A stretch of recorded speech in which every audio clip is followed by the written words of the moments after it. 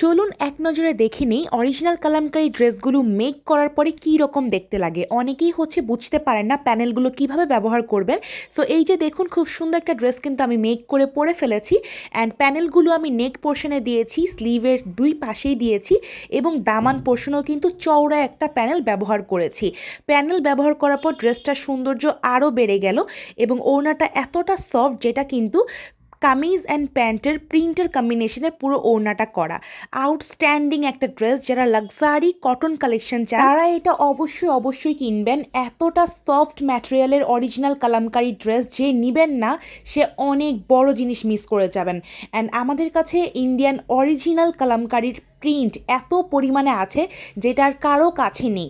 আমরা শত শত প্রিন্ট নিয়ে কাজ করে থাকি অরিজিনাল ইন্ডিয়ান কালামকারী ড্রেসের, যেটার কামিজে থাকবে প্রায় 3 গজ, প্যান্টে থাকবে প্রায় 3 গজ এবং ওড়না থাকবে 5.5 হাত থেকে 6 হাত।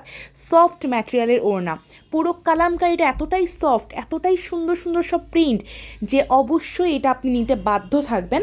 আমরা হোলসেল রিটেল দুটিই করে থাকি। যারা ব্যবহারের জন্য নেবেন তারা খুচরা নিতে পারেন, আর যারা বিজনেসের জন্য নিতে চাচ্ছেন তারাও কিন্তু পাইকারিতে এগুলো পারচেস করতে পারবেন। একদম ইন্ডিয়ান অরিজিনাল কালামকারী নিয়ে কাজ করতে পারবেন, কজ এগুলো সব লাক্সারি কটন ড্রেস। আর আমি তো দেখিয়ে দিলাম কালামকারী ড্রেস কীভাবে মেক করতে হয়।